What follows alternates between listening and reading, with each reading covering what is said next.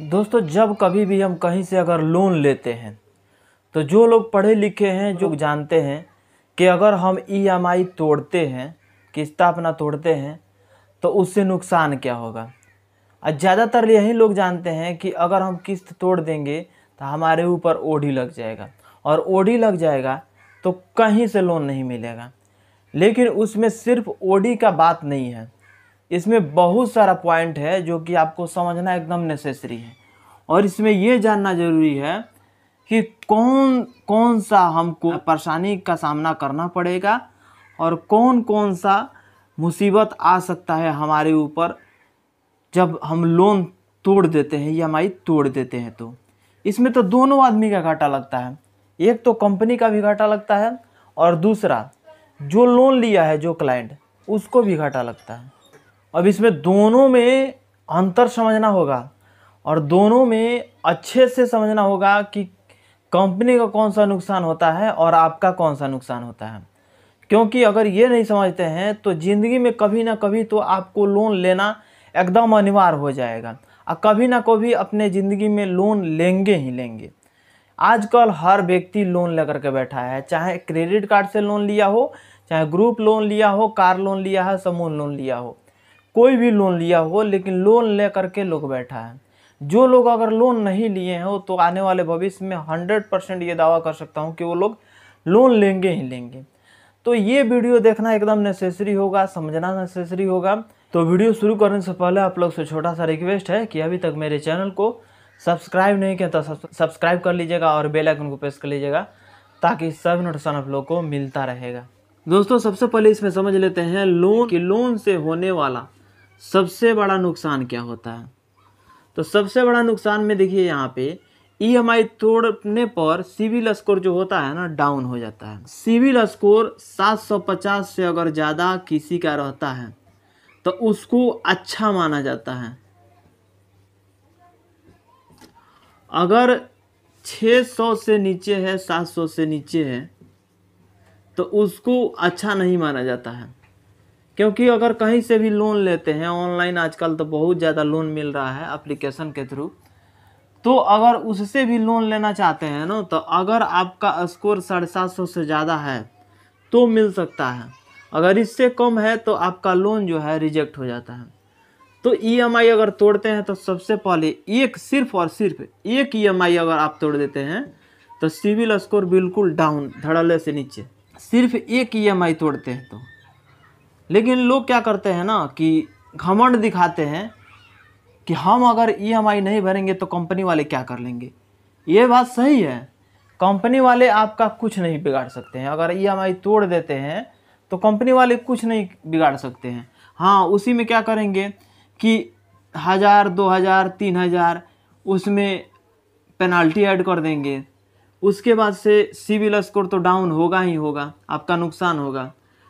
ज़्यादा दिन हो जाएगा तो एनपीए में चला जाता है।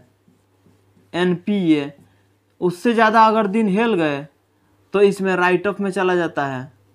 ये राइट ऑफ और एनपीए जो होता है ना, सबसे बड़ा नुकसान होता है। राइट ऑफ का जो क्लोजिंग होता है, क्लोजिंग बैलेंस, अगर क्लोजिंग बैलेंस में सेटलमेंट कराते हैं तो उसमें तो और बड़ा नुकसान हो जाता है। सेटलमेंट का मतलब हो गया कि आपको कहीं से लोन नहीं मिलने वाला है, बिल्कुल सिविल खत्म, डाउन, गिरेगा नहीं, बिल्कुल सिविल बिल्कुल हटा दिया जाएगा।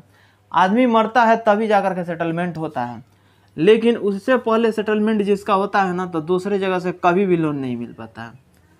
तो वहीं दिक्कत होता है। तो सोचिए, कोशिश करिए, कभी भी आप कहीं से लोन लेते हैं तो सिविल स्कोर डाउन नहीं होना चाहिए आपका। ये बहुत सारी नुकसान जो होता है ना, बहुत सारा नुकसान जो होता है ना, ये सिर्फ और सिर्फ क्लाइंट का होता है, सिर्फ क्लाइंट का नुकसान होता है। इसमें कंपनी का देखा जाए तो कहीं प्रकार से किसी भी प्रकार का नुकसान नहीं होता है। कंपनी ये सोचती है कि अगर राइट ऑफ में चला जाता है, एनपीए में चला जाता है, राइट ऑफ में चला जाता है, अगर आप जमा पैसा नहीं करते हैं तो कंपनी बहुत ज़्यादा टॉर्चर करती है। कोशिश करती है कंपनी कि क्लाइंट जो है राइट ऑफ में नहीं जाए। कोशिश कंपनी ये करती है कि क्लाइंट जो मेरा है एनपीए में नहीं जाए, राइट ऑफ में नहीं जाए। क्यों नहीं जाए? क्योंकि उससे जो है ना आरबीआई का नुकसान जाता है। अब जितनी सारी माइक्रो फाइनेंस कंपनियां हैं, स्मॉल फाइनेंस बैंक है, जितना सारा बैंक है, वो लोन लेती है आरबीआई से। आरबीआई से लोन लेती है और अपने क्लाइंट को वो पैसा देती है। इसमें एक और चीज़ देखा जाता है, ये क्लाइंट के लिए है। अगर कोई इमरजेंसी पड़ जाता है, घर में किसी की तबीयत ख़राब हो जाए, कि वो जो कमाने वाला है उसका तबीयत ख़राब हो जाए, तो उस टाइम में लोन टूटता है, ईएमआई टूटता है। तो जब ईएमआई टूटता है, चाहे कार लोन हो, होम लोन हो, गोल्ड लोन हो, चाहे कार लोन हो, होम लोन हो, गोल्ड लोन हो, चाहे समूह लोन हो, कोई भी लोन हो, जब किस्त टूटता है, चाहे आप बाइक भी लिए हैं तो किस्त जब टूटता है तो उस टाइम में रिकवरी एजेंट आपके पास आते हैं। कार का किस्त टूटता है तो उस टाइम में रिकवरी एजेंट आते हैं। होम लोन लिए हैं, गोल्ड लोन लिए हैं, समूह लोन लिए हैं, जो भी लोन लिए हैं तो रिकवरी एजेंट आते हैं, आपको तंग करते हैं। उसके जो एम्प्लॉय होते हैं आपके पास आते हैं, तरह तरह के बातें बोलते हैं।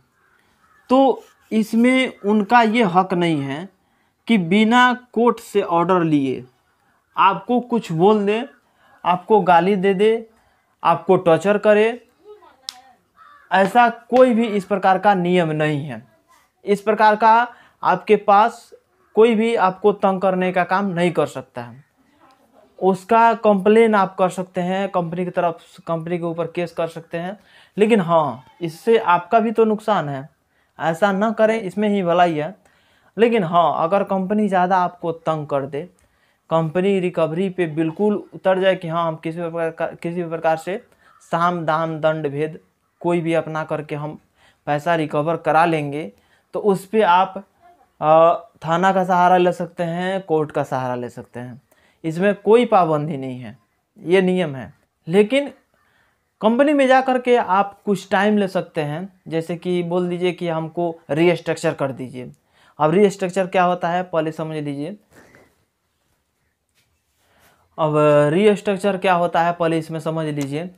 मान लीजिए आप लोन लिए हैं 50,000 रुपया, 50,000 रुपया लोन लिए हैं, तो इसमें 25,000 रुपया जमा कर दिए हैं। ब्याज वाज मिल करके आपका 30,000 रुपया बचा हुआ है अभी। तो 30,000 रुपया अगर बचा हुआ है तो इसमें किस्त तोड़ दिए हैं आप, और कंपनी से बोल रहे हैं कि हमको रीस्ट्रक्चर कर दीजिए।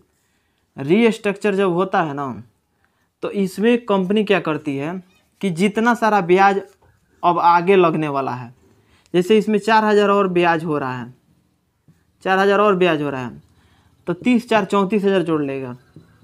34,000 जोड़ करके इसका 34,000 का एक अलग से ईएमआई बना देगा। जैसे कि 1 साल का अब है, 2 साल का हुआ है, 1 साल जमा किए हैं, तो 1 साल जमा किए हैं तो फिर 2 साल के कर देगा। ये 34,000 को फिर 2 साल के लिए कर देगा। यानी 2 साल, 1 साल जमा किए हैं वो 2 साल और, यानी 3 साल आपका किस्त चलेगा। तो जब 3 साल किस्त चलेगा तो जो ईएमआई अगर 2100-2200 आता होगा, वो ईएमआई आपका घट के आधा हो जाएगा। इस प्रकार से होता है, इस प्रकार से रीस्ट्रक्चर होता है। तो किस्त नहीं जमा कर पा रहे हैं किसी भी लोन का, तो उसे रीस्ट्रक्चर करा करके आप उसको आसान बना सकते हैं। कंपनी से झगड़ा मत करिए, या कंपनी को खुद नहीं झगड़ा करना चाहिए आपसे, बल्कि रीस्ट्रक्चर करा के किसी भी उसका समाधान निकाल करके सेटलमेंट करना चाहिए। बाकी इससे रिगार्डिंग अगर कोई भी जानकारी चाहिए तो कमेंट बॉक्स में जरूर कमेंट करके बताइएगा। दोस्तों को पास शेयर कर दीजिएगा, एक लाइक कर दीजिएगा। मिलेंगे अगले वीडियो में। आज के लिए बस इतना ही। जय हिंद।